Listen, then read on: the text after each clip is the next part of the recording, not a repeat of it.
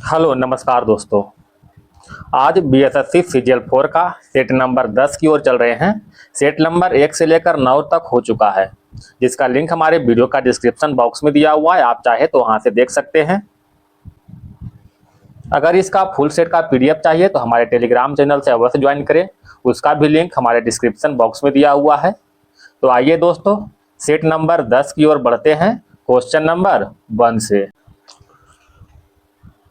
राज्यसभा का सर्वप्रथम गठन किस वर्ष हुआ था? 1952 में। ऑप्शन नंबर सी हो जाएगा। भारतीय संसद के दो सदन, राज्यसभा, लोकसभा तथा राष्ट्रपति से मिलकर बना हुआ है। राज्यसभा एक अस्थाई सदन है। कैसा सदन है दोस्तों? अस्थाई सदन है। इसमें सदस्यों की संख्या जो है 250 से अधिक नहीं हो सकती। इसका विघटन नहीं होता है। इसके 1/3 सदस्य प्रत्येक 2 वर्ष में सेवानिवृत्त होते हैं। इसका गठन जो है अप्रैल 1952 को हुआ था तथा पहली बैठक की बात करते हैं दोस्तों तो 13 मई 1952 का हुआ था। राज्यसभा का वर्णन जो है संविधान का अनुच्छेद 80 में किया गया है तथा लोकसभा का वर्णन जो है संविधान के अनुच्छेद 81 में वर्णित किया गया है। क्वेश्चन नंबर 2 की ओर आते हैं। भारतीय संविधान के अनुच्छेद 87 के अंतर्गत भारत का राष्ट्रपति अभिभाषण देता है। तो राष्ट्रपति अभिभाषण जो है एक साथ समवेत संसद के दोनों सदनों में देता है। ऑप्शन नंबर डी हो जाएगा। किस अनुच्छेद के तहत देता है? तो याद रखिएगा, अनुच्छेद 87 के तहत देता है। राष्ट्रपति के बारे में जानते हैं दोस्तों। तो राष्ट्रपति का भारत का एक राष्ट्रपति होगा अनुच्छेद 52 के तहत। राष्ट्रपति कार्यपालिका शक्ति का प्रधान होता है अनुच्छेद 53 के तहत। चुनाव जो होता है 54 के तहत और निर्वाचन का नियम अनुच्छेद 55 के तहत। ठीक है। पुनर्निर्वाचन अनुच्छेद 57, अहर्ताएं का उल्लेख अनुच्छेद 58, शपथ 60, महाभियोग 61 और क्षमादान जो है अनुच्छेद 72 के तहत राष्ट्रपति के द्वारा किया जाता है। क्वेश्चन नंबर 3 की ओर आते हैं। भारत के संचित निधि से धन निर्गत पर किसका नियंत्रण होता है? किसका होता है? भारत के नियंत्रक और महालेखा परीक्षक को गलत है। भारत के वित्त मंत्री, ये भी गलत है। अधिकृत मंत्री, ये भी गलत है। ऑप्शन क्या हो जाएगा? None of these. संचित निधि का वर्णन जो है संविधान का अनुच्छेद 266 में किया गया है और आकस्मिकता निधि का वर्णन संविधान का अनुच्छेद 267 में किया गया है। भारत के नियंत्रक महालेखा परीक्षक का वर्णन यानी सीएजी का वर्णन जो है संविधान का अनुच्छेद 148 से लेकर के 151 तक वर्णित किया गया है। ठीक है दोस्तों। क्वेश्चन नंबर आते हैं 4 की ओर। घरेलू हिंसा से संबंधित महिला संरक्षण अधिनियम लागू हुआ था। महिला संरक्षण अधिनियम जो है 26 अक्टूबर 2006 को लागू हुआ था। महिलाओं को घरेलू हिंसा से संरक्षण प्रदान करने के लिए घरेलू हिंसा से महिलाओं को संरक्षण अधिनियम 2005 में संसद के द्वारा सर्वसम्मति से पारित किया गया था, जिसे राष्ट्रपति की सहमति 13 सितंबर 2005 को मिला था। बताइएगा दोस्तों, राष्ट्रीय महिला आयोग का गठन कब हुआ था? 1992 में हुआ था। क्वेश्चन नंबर 5 की ओर आते हैं। भारत सरकार द्वारा वन संरक्षण अधिनियम किस वर्ष में अधिनियमित किया गया था? तो वन संरक्षण अधिनियम जो है 1980 में पारित किया गया था। ऑप्शन नंबर बी हो जाएगा। पर्यावरण संरक्षण अधिनियम जो है 1986 में पारित किया गया था। 1986 में। वन संरक्षण अधिनियम 1980, पर्यावरण संरक्षण अधिनियम 1986, वन्य जीव संरक्षण अधिनियम 1972 में। ठीक है। और वर्तमान में राष्ट्रीय वन नीति कब आया था? 1988 में आया था। इस तरह से याद रखिएगा। क्वेश्चन नंबर 6 की ओर आते हैं। जब एक व्यक्ति को 2 या अधिक राज्यों का राज्यपाल नियुक्त किया जाता है तो उस राज्यपाल को संदेह, उपलब्धियों और भत्ते होंगे। बताइएगा क्या होंगे दोस्तों? तो इसे उन राज्यों के बीच ऐसे अनुपात में आवंटित किया जाएगा जैसे राष्ट्रपति का आदेश के द्वारा अवधारित करे। ऑप्शन नंबर डी हो जाएगा। राज्यपाल का नियुक्ति की बात करते हैं तो संविधान के अनुच्छेद 155 में किया गया है। राष्ट्रपति का चुनाव की बात करते हैं तो संविधान में अनुच्छेद 54 के तहत किया जाता है। ठीक है। क्वेश्चन नंबर आते हैं 7 की ओर। निम्नलिखित में कौन सा एक राज्य आकस्मिकता निधि की स्थापना के लिए उत्तरदायी है? कौन सा है दोस्तों? तो राज्य के विधानमंडल ऑप्शन नंबर 1 हो जाएगा। आकस्मिकता निधि का वर्णन जो है संविधान के अनुच्छेद 267 के 2 के तहत किया जाता है। ठीक है, संसद का वर्णन जो है अनुच्छेद 79 में, और क्या कहता है, राज्यसभा का वर्णन जो है अनुच्छेद 80 में, और लोकसभा का वर्णन जो है अनुच्छेद 81 में किया गया है। ठीक है, भारत का एक राष्ट्रपति होगा अनुच्छेद 52 में, कार्यपालिका शक्ति का प्रधान राष्ट्रपति होता है अनुच्छेद 53 के तहत, और राष्ट्रपति का चुनाव होगा अनुच्छेद 54 के तहत। क्वेश्चन नंबर 8 की ओर आते हैं। भारत में चलित न्यायालय संचालित करने का श्रेय किसे है? तो चलित न्यायालय संचालित करने का श्रेय डॉक्टर APJ अब्दुल कलाम को, ऑप्शन नंबर सी हो जाएगा। 4 अगस्त 2007 को हरियाणा के मेवात जिले में स्थित पुनः में देश की पहली मोबाइल अदालत का उद्घाटन किया गया। इसका शुभारंभ भारत के तत्कालीन मुख्यमंत्री न्यायाधीश KG बालकृष्णन ने किया था। ठीक है, इसका उद्देश्य सुदूर और पिछड़े इलाकों तक न्यायिक व्यवस्था का लाभ पहुंचाना। इस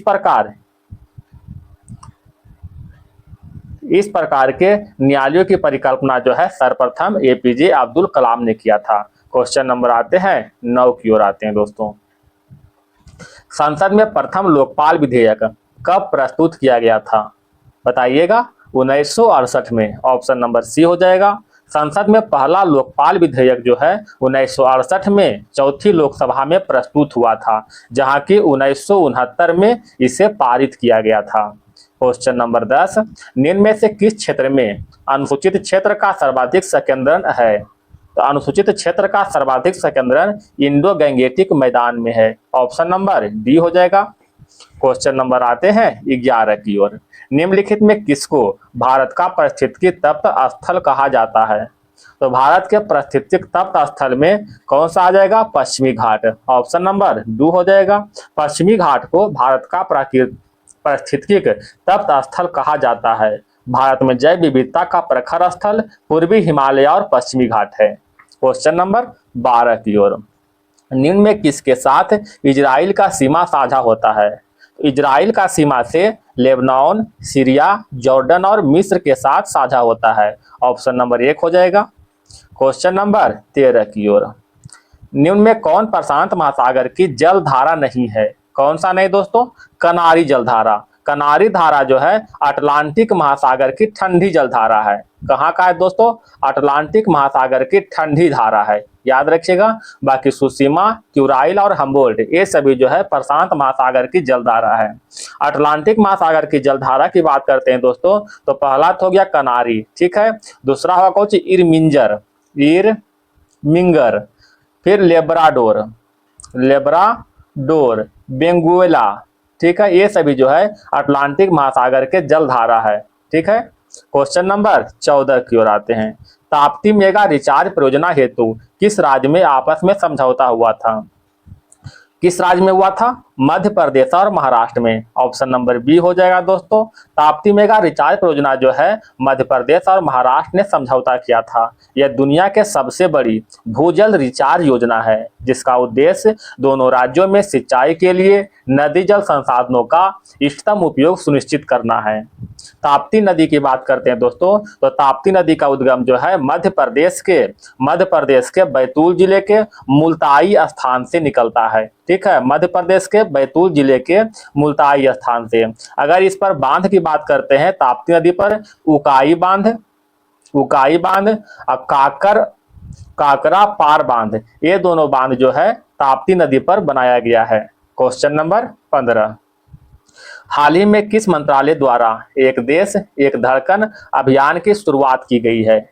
एक देश एक धड़कन अभियान की शुरुआत सांस्कृतिक मंत्रालय के द्वारा किया गया है, ऑप्शन नंबर डी हो जाएगा। इस अभियान का उद्देश्य शहीदों को प्रति कृतज्ञता व्यक्त करना और तिरंगे को प्रांजल श्रद्धांजलि अर्पित करना है। Question number 16। सिरुई लिली उत्सव किस राज्य में मनाया गया है?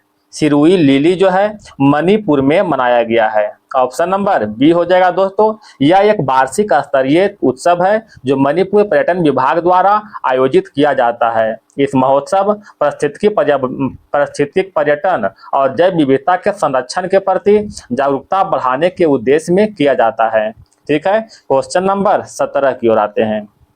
नालंदा अंतर्राष्ट्रीय विश्वविद्यालय का कुलपति किसे नियुक्त किया गया है? किसे नियुक्त किया गया दोस्तों? सचिन चतुर्वेदी को। ऑप्शन नंबर 1 हो जाएगा। नालंदा विश्वविद्यालय की बात करते हैं दोस्तों, इसका स्थापना जो है 427 ईस्वी में 427 ईस्वी में कुमार गुप्त के द्वारा हुआ था। ठीक है, कुमार गुप्त के द्वारा हुआ था तथा 12वीं शताब्दी के अंत में जो है बख्तियार खिलजी के द्वारा नष्ट कर दिया गया था। नालंदा विश्वविद्यालय को संयुक्त राष्ट्र विरासत स्थल के रूप में 2016 में शामिल भी किया गया था। क्वेश्चन नंबर आते हैं 18 की ओर।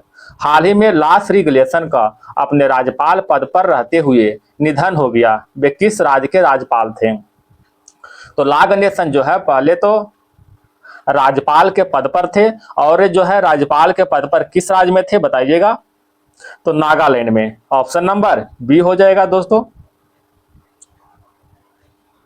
क्वेश्चन नंबर आते हैं 19 की ओर। संविधान क्लब ऑफ इंडिया नए सचिव के रूप में कौन निर्वाचित हुए थे बताइएगा? राजीव प्रताप रुड्डी। ऑप्शन नंबर 1 हो जाएगा। न्यू डेवलपमेंट बैंक का 9वां सदस्य कौन सा देश बना है? कौन सा देश बना है? अल्जीरिया। ऑप्शन नंबर 1 हो जाएगा।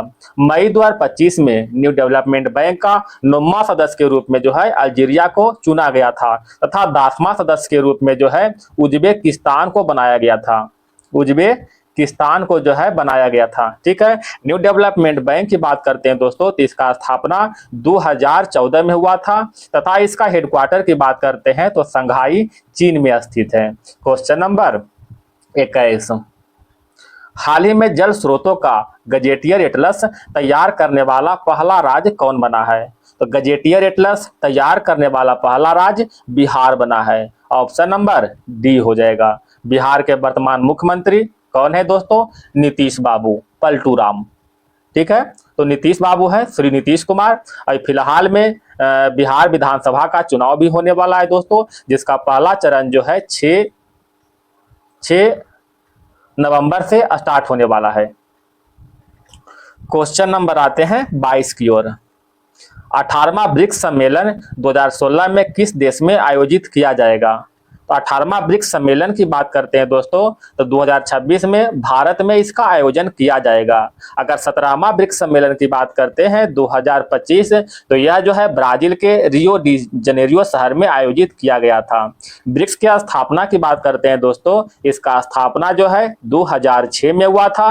ब्रिक्स का पहला शिखर सम्मेलन 2009 में रूस में आयोजित किया गया था। ब्रिक्स में वर्तमान मेंबर की बात करते हैं तो टोटल 11 सदस्य हैं। क्वेश्चन नंबर आते हैं 23 की ओर। किस देश में बहुराष्ट्रीय हवाई युद्धाभ्यास डेजर्ट फ्लैग का आयोजन किया गया है? तो डेजर्ट फ्लैग की बात करते हैं दोस्तों, तो यह यूएई में आयोजित किया गया है। ऑप्शन नंबर बी हो जाएगा।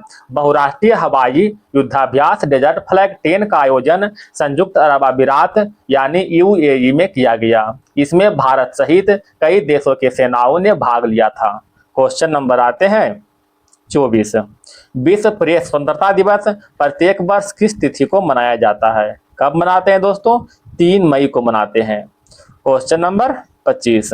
2025 के 72वें मिस वर्ल्ड फेस्टिवल का आयोजन किस भारतीय शहर में किया गया था बताइएगा? तो इसका आयोजन जो है हैदराबाद में किया गया था। ऑप्शन नंबर 1 हो जाएगा।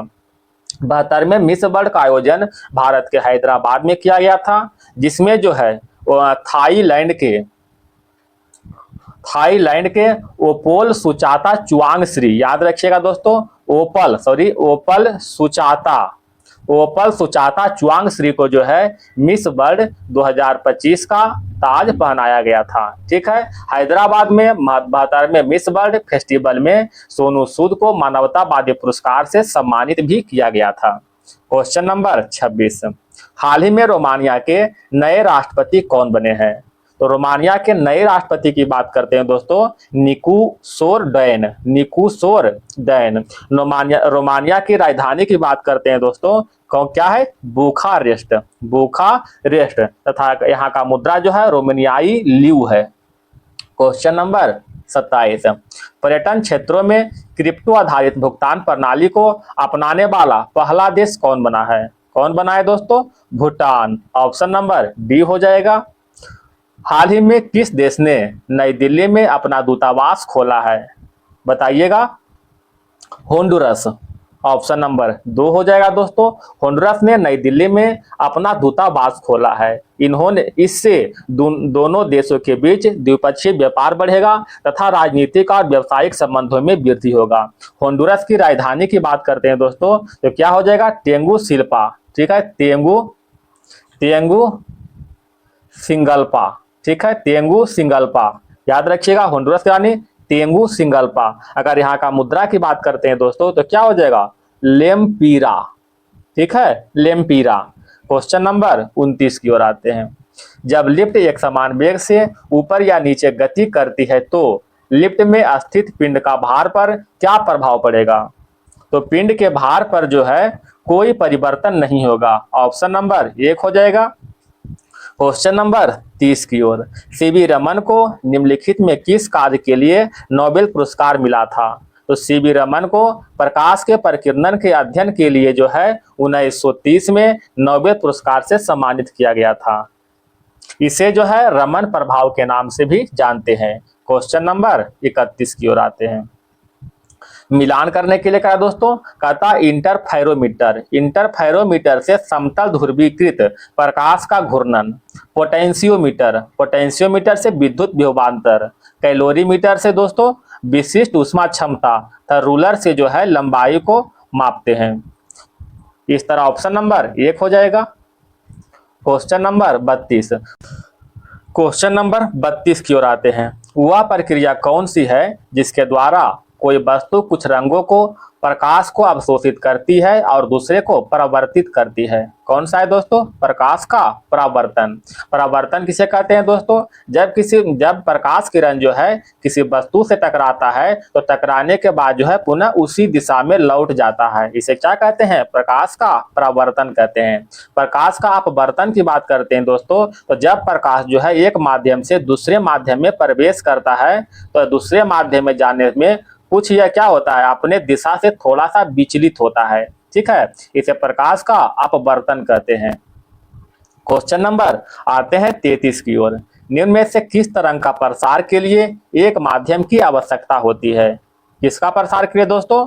तो ध्वनि तरंग ऑप्शन नंबर सी हो जाएगा। बाकी रेडियो तरंग और प्रकाश तरंग ये तो जो है बिना कोई माध्यम में चल सकता है। अगर प्रकाश तरंग की बात करते हैं तो इसके लिए कोई माध्यम नहीं चाहिए, निर्वात में भी चल सकता है। ठीक है, क्वेश्चन नंबर 34 की ओर आते हैं। निम्नलिखित में कौन सा ऊष्मीय विस्तार का उदाहरण है? ऊष्मीय विस्तार का उदाहरण हवा से भरे जाने वाला गुब्बारा फैलना, ये भी सही है। एक धातु की छड़ गर्म होने पर फैलता है, ये भी सही है। गर्म होने पर एक तरल उबलता है, ये भी सही है। अतः ऑप्शन नंबर डी हो जाएगा। एक प्रबल विद्युत अपघटय की चालकता, एक प्रबल विद्युत अपघटय की चालकता तनुकरण पर घटती है। Option number 1। क्वेश्चन नंबर आते हैं 36 की ओर। सूक्ष्म जीवों द्वारा कार्बनिक पदार्थों को तोड़ने की प्रक्रिया कहलाती है? बताइएगा। इसे अपघटन कहलाता है। ऑप्शन नंबर सी हो जाएगा। अपघटन वह प्रक्रिया है जिसमें सूक्ष्मजीव जैसे बैक्टीरिया और फफूंद मृत पौधों और जानवर जैसे कार्बनिक पदार्थों को तोड़कर सरल पदार्थों में बदल देता है। ठीक है, इस प्रक्रिया में जटिल कार्बनिक यौगिक जैसे प्रोटीन, वसा और कार्बोहाइड्रेट को तोड़कर CO2, जल, नाइट्रेट, फॉस्फेट आदि में परिवर्तित कर दिए जाते हैं। ठीक है, क्वेश्चन नंबर आते हैं 37 की ओर। विलयन विलायक की प्रति इकाई आयतन या प्रति इकाई द्रव्यमान में उपस्थित विलेय की मात्रा को रसायन में किस रूप में जाना जाता है? इसे जो है विलयन के जो है सांद्रता के रूप में जाना जाता है। विलयन के सांद्रता। क्वेश्चन नंबर आते हैं 38। निम्न में से सबसे प्रबल ऑक्सीकारक एजेंट कौन सा है? कौन सा है दोस्तों? फ्लोरीन है। ऑप्शन नंबर डी हो जाएगा। फ्लोरीन जो है सबसे प्रबल ऑक्सीकारक एजेंट है। अगर फ्लोरीन के ऑक्सीकरण संख्या की बात करते हैं दोस्तों, इसका ऑक्सीकरण संख्या जो है 1 होता है। ठीक है, क्वेश्चन नंबर 39। किस उत्तोलक के लिए यांत्रिक लाभ 1 से हमेशा कम होगा? कौन सा उत्तोलक? तो जिसमें जो है आयास जो है आलंब और भार के बीच होगा। ठीक है, जिसमें आयास आलंब और भार के बीच होगा उसका यांत्रिक लाभ जो है 1 से कम होगा। ऑप्शन नंबर सी हो जाएगा। क्वेश्चन नंबर 40 की ओर आते हैं। एल्कोहल परीक्षण में निम्नलिखित में किस यौगिक का उपयोग किया जाता है? एल्कोहल परीक्षण में पोटेशियम डाइक्रोमेट सल्फ्यूरिक एसिड का प्रयोग करते हैं। ऑप्शन नंबर 1 हो जाएगा। निम्न में से किस एल्युमिनियम लवण का इस्तेमाल रक्त के स्राव को रोकने के लिए किया जाता है? तो रक्त के स्राव को रोकने के लिए पोटास फिटकिरी का प्रयोग करते हैं। ऑप्शन नंबर बी हो जाएगा। पोटास फिटकिरी का IUPAC नेम की बात करते हैं दोस्तों, तो इसका IUPAC नेम जो है एल्युमिनियम पोटेशियम सल्फेट है। एल्युमिनियम पोटेशियम सल्फेट है। इसका रासायनिक सूत्र की बात करते हैं दोस्तों, तो क्या होता है? K2SO4 Al2SO4 का होल 2 इंटू 24 H2O होता है। ठीक है, इसका उपयोग जो है इसका उपयोग पानी को शुद्ध करने में भी किया जाता है। क्वेश्चन नंबर 42, निम्नलिखित कथनों में कौन सा कथन गलत है? कौन सा कथन गलत है? कथा तत्वों के परमाणु द्रव्यमान संख्या भिन्न भिन्न हो सकती है। सही है दोस्तों। सभी तत्वों के परमाणु में न्यूट्रॉन की संख्या हमेशा समान होता है, ये गलत है। ठीक है, अतः ऑप्शन नंबर बी हो जाएगा। निम्नलिखित में से किस अधातु में धातुई चमक पाई जाती है? कौन सा है दोस्तों? आयोडीन। ऑप्शन नंबर सी हो जाएगा। आयोडीन की परमाणु संख्या की बात करते हैं तो 53 होता है। यह हाइड्रोजन ग्रुप के 7 का वर्ग 7 का 1 का सदस्य है। क्वेश्चन नंबर 44, सामान्य शरीर में सर्वाधिक पाया जाने वाला तत्व निम्नलिखित में से कौन है? कौन है दोस्तों? कौन है? ऑक्सीजन। ऑक्सीजन की मात्रा जो है शरीर में 65% है। ठीक है, अगर कार्बन की बात करते हैं तो इसका मात्रा जो है मात्र 18% है। नाइट्रोजन की मात्रा जो है 3% तथा हाइड्रोजन की मात्रा जो है 10% है। तो सबसे अधिक क्या हो जाएगा? ऑक्सीजन। निम्नलिखित में कौन सा कथन सही नहीं है? बताइएगा। शून्य समूह में रखे गए तत्व निष्क्रिय तत्व जाने जाते हैं। सही है दोस्तों। सबसे भारी धातु के रूप में ओस्मियम, ये भी सही है। सबसे हल्की धातु सोडियम, ये गलत है दोस्तों। सबसे हल्की धातु के रूप में क्या होता है? ओस्मियम होता है। ओस्मियम याद रखिएगा। क्वेश्चन नंबर, तो ऑप्शन नंबर क्या हो जाएगा? सी हो जाएगा। क्वेश्चन नंबर 46, जल और चौक के मिश्रण को निम्नलिखित में किस विधि के द्वारा पृथक किया जाता है? तो इसको पृथक जो है none of these, option number D हो जाएगा। जल और चौक जो है चौक के पाउडर को अवसादन, निष्पादन और निस्तारण विधि के द्वारा पानी से अलग किया जा सकता है। ठीक है। क्वेश्चन नंबर 47, जीन क्या है?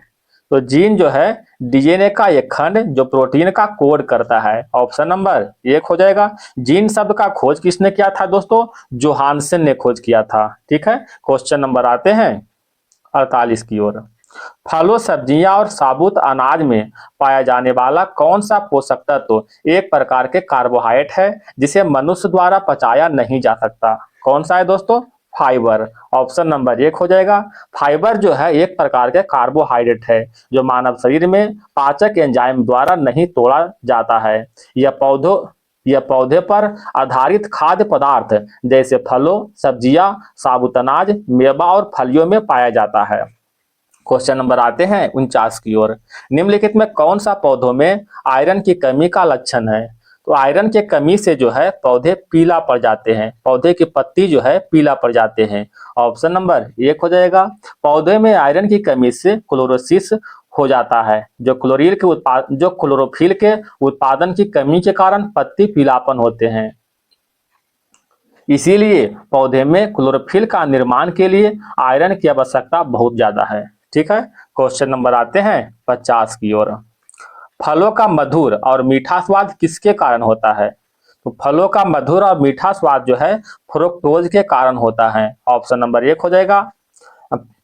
फ्रुक्टोज फलों में पाई जाने वाली एकमात्र मोनोसेकेराइड शर्करा है जो प्रकृति में सबसे मीठी शर्करा है। इसीलिए इसे क्या कहते हैं? फल शर्करा के नाम से भी जानते हैं। क्या जानते हैं दोस्तों? फल शर्करा के नाम से। लैक्टोज कहाँ पाया जाता है? दूध में जो है लैक्टोज पाया जाता है। माल्टोज के बारे में देखिएगा तो माल्टोज जो है अनाज में मिलता है। अनाज, साबुत अनाज में जो है माल्टोज प्राप्त होता है। क्वेश्चन नंबर 51, निम्न में से कौन सा सही कथन नहीं है?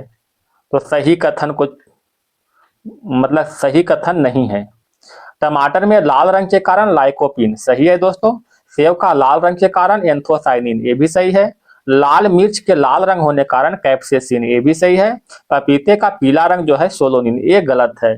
पपीते का पीला रंग जो है कैरिका जेंथिन के कारण होता है। कैरिका जेंथिन, कैरिका जेंथिन के कारण जो है यह पीला रंग होता है।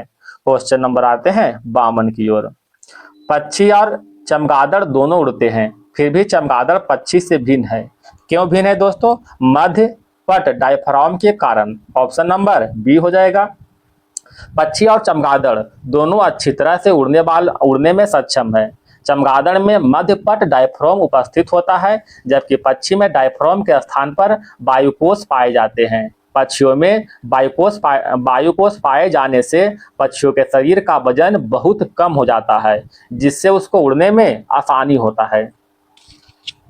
क्वेश्चन नंबर आते हैं दोस्तों 53 की ओर। कहता है दुग्धजनक हार्मोन कौन सा है? कौन सा है दोस्तों? LTH। ऑप्शन नंबर बी हो जाएगा। LTH हार्मोन को दुग्धजनक हार्मोन भी कहते हैं। इसका मुख्य कार्य शिशु के लिए स्तनों में दुग्ध स्राव करना। Question number 54। पाचन के दौरान पीत का भूमिका क्या है? तो पीत का भूमिका जो है वसा का पाइसीकरण। ऑप्शन नंबर डी हो जाएगा। पीत एक जो है कड़वा स्वाद वाला गहरे हरे रंग का पीला भूरा रंग का तरल पदार्थ है। ठीक है। अगर इसका उत्पादन की बात करते हैं तो पीत का उत्पादन जो है यकृत के द्वारा होता है। अगर संग्रह की बात करते हैं, जमा की बात करते हैं, तो इसका जमा जो है पित्ताशय में होता है। ठीक है।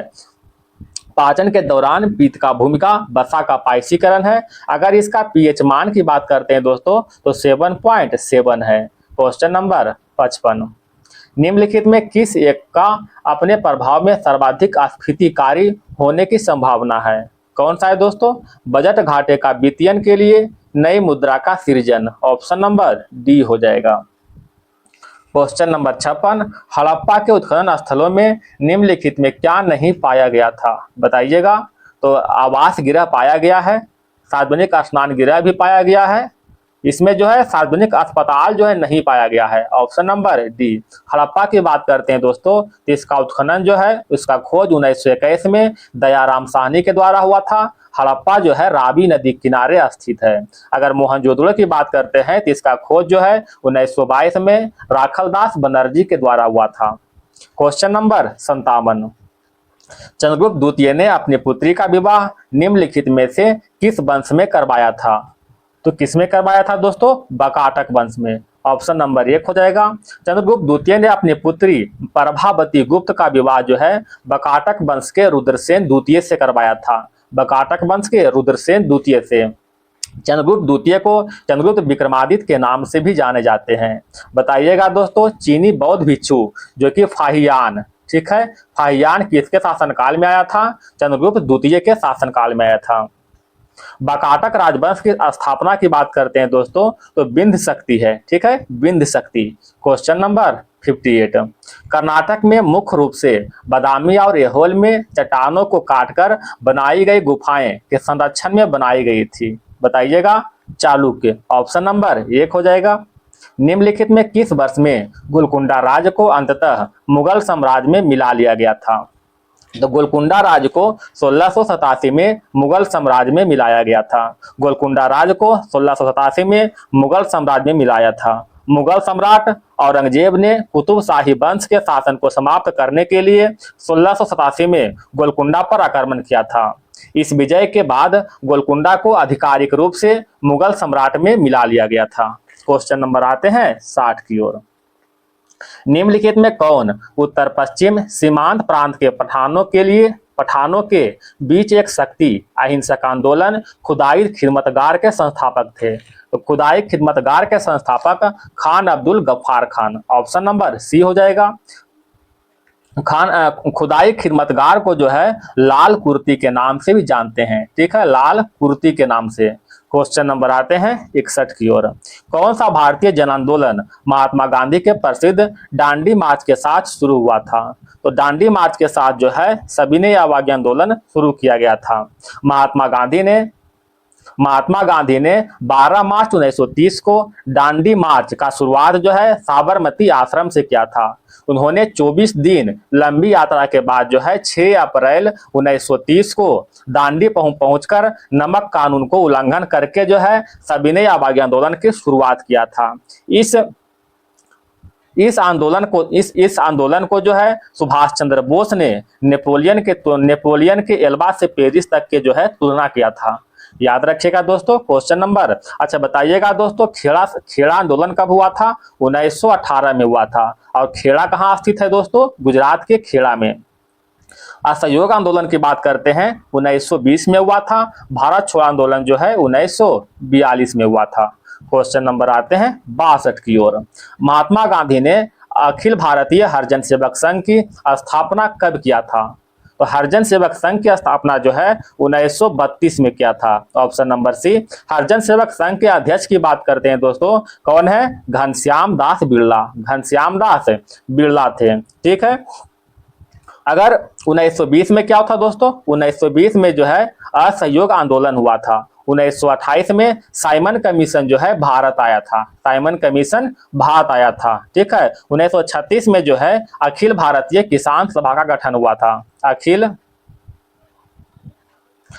भारतीय किसान सभा का जो है गठन हुआ था। बताइएगा दोस्तों ये क्वेश्चन, बिहार प्रांतीय किसान सभा का गठन कब हुआ था? बिहार प्रांतीय किसान सभा का गठन जो है 1929 में हुआ था। स्वामी सहजानंद सरस्वती के द्वारा हुआ था।